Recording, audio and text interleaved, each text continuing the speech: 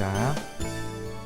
이 사진은 지난 월드컵 때 한국과 독일이 대결했던 축구 경기 사진이에요.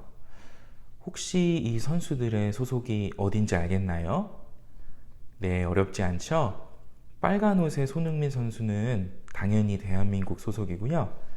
다른 선수는 이름은 몰라도 독일 선수임에 분명해 보여요. 여러분, 그렇다면 우리는 어디에 소속이 되어 있나요? 초등학교? 충현교회? 서울시? 네, 우리가 말할 수 있는 소속이 여러 가지가 있겠지만 오늘 베드로전서에서는 우리의 가장 중요한 소속을 설명해 주고 있어요. 바로 우리는 하나님 소속이라는 말씀이에요. 여러분, 정말 그렇죠? 원래 나는 죄인이라서 구원받지 못한 사람이었지만 예수님 믿으면 모두 하나님 자녀가 된다고 배웠어요. 예수님을 믿는 믿음이 있다면 우리는 더 이상 죄인으로 살지 않고 구원받은 하나님 자녀, 하나님 백성, 하나님께 소속된 사람으로 사는 것이죠. 그래서 성경은 곳곳에서 우리 그리스도인들의 정체성을 하나님의 자녀 혹은 하나님의 백성이라고 설명해요. 오늘 본문을 통해서 같이 확인해 볼까요? 성경이 우리의 정체성을 어떻게 설명하고 있는지 베드로전서 2장 9절 말씀 통해 같이 확인합니다. 함께 읽어봅니다. 시작. 그러나 너희는 택하신 족속이요 왕같은 제사장들이요 거룩한 나라요 그의 소유가 된 백성이니. 와, 정말 멋진 말씀이죠. 사실 이 똑같은 말씀이 구약성경 출애굽기에 먼저 등장해요. 이스라엘 백성들이 애굽에서 종살이 하면서 힘들어할 당시에 하나님이 그때 이스라엘에게 주셨던 말씀이에요. 이스라엘아, 너는 내가 특별히 선택했단다. 넌 내 거야. 내가 지켜주고 앞으로도 계속 사랑해 줄 거야. 마찬가지로 오늘 베드로전서에서도 로마 사람들의 지배를 받으며 고통당하고 힘들어했던 초대교회 성도들에게 다시 이 하나님의 말씀이 베드로를 통해 편지로 전해지는 거예요. 이렇게 말하는 거죠. 초대교회 성도 여러분, 여러분은 하나님의 백성으로 선택받은 사람들이에요. 여러분은 하나님의 것, 하나님의 소유입니다. 그러니 힘을 내세요. 용기를 내세요. 여러분, 이 영상으로라도 하나님을 예배하는 우리는 하나님 것으로 선택된 사람들 맞나요? 네, 우리가 예수님을 믿고 하나님을 예배하게 된 것은 하나님이 우리를 자기 백성으로 친히 선택해 주셨기 때문이에요. 이게 우리에게 큰 위로를 줘요.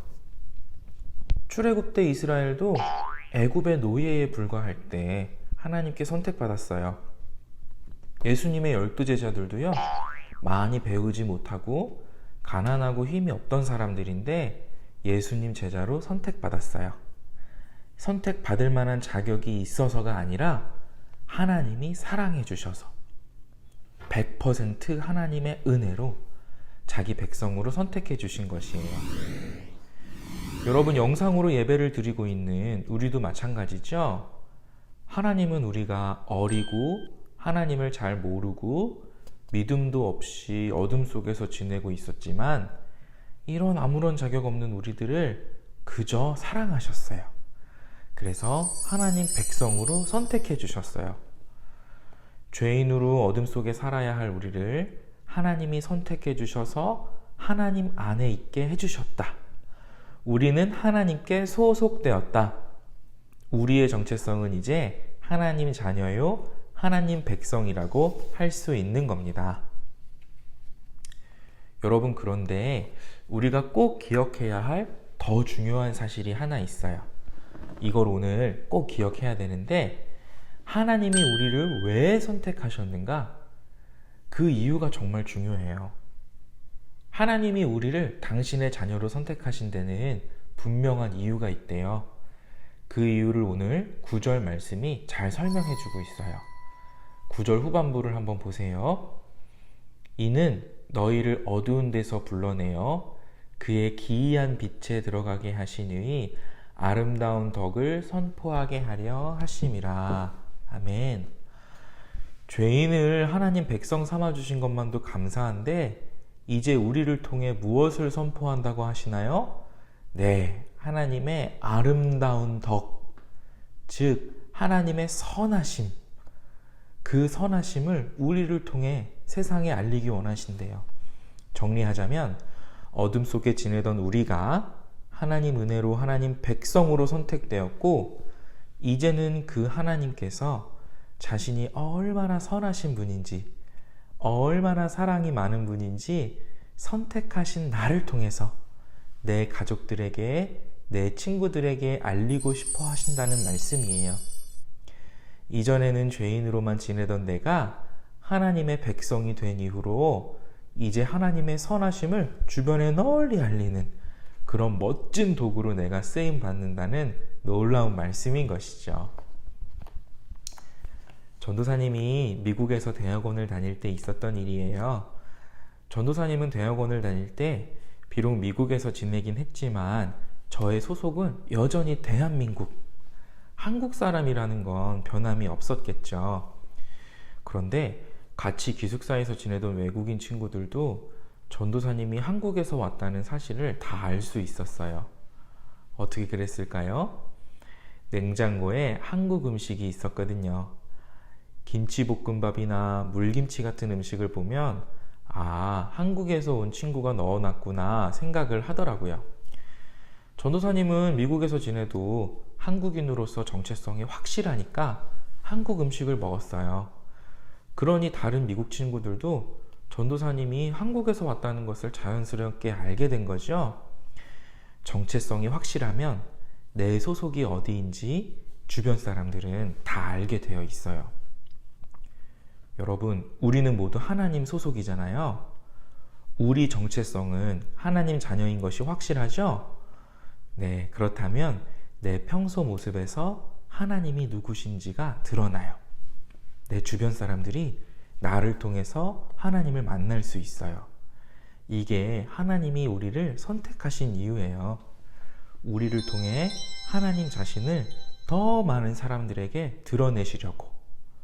우리가 이런 하나님의 크신 계획에 쓰임받는 값진 인생들로 선택된 것이에요.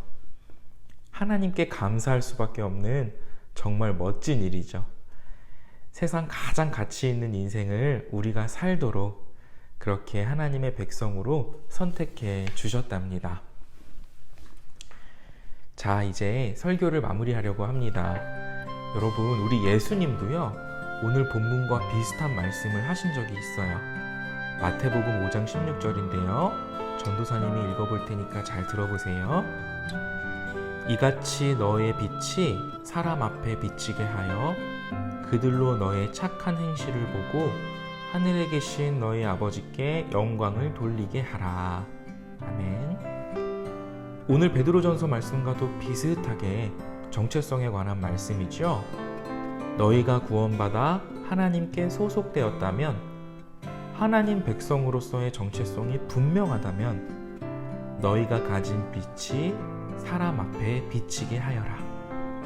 너의 착한 행실을 통해 그들이 하나님 아버지께 영광을 돌리게 하려무나. 여러분, 사실 예수님이 이렇게 말씀만 하지 않고 어떻게 하셨나요? 친히 본을 보여주셨어요. 성경을 보다 보면 정말 예수님의 말 한마디, 행동 하나하나에 하나님의 사랑이 가득 담겨 있어요. 그렇게 하나님의 선하심을 자신의 말과 행동으로 친히 보여주셨고요. 마지막에는 모든 사람의 죄를 용서하기 위해서 십자가에 달려 돌아가시기까지 했죠. 예수님은 하나님 자녀로서 정체성이 확실하시니까 괴롭고 고통스러워도 십자가에 달려 돌아가셨고, 그 예수님의 순종으로 이제는 우리 모두가 구원받고 하나님의 자녀가 될 수 있었던 겁니다. 그렇게 하나님의 선하심이 우리에게 확실히 전달될 수 있었어요. 예수님의 순종을 통해서요. 사랑하는 초등부 친구들, 우리도 이 예수님을 매일매일 본받을 수 있기를 바랍니다. 예수님을 우리의 구주로 믿는 것은 당연한 거고요. 믿을 뿐만 아니라 하루하루 이 예수님을 더욱 닮아가려는 노력이 우리에게 반드시 있어야 하겠어요. 내 말과 행동을 통해 더 많은 사람이 하나님을 알고 복음을 믿을 수 있기를, 더 많은 내 가족과 친구들이 나를 통해 보여지는 예수님을 만나고 그 예수님을 믿어 함께 구원받을 수 있기를, 이 일에 아름답게 쓰임받는 우리 모든 초등부 친구들 되기를 간절히 소망합니다.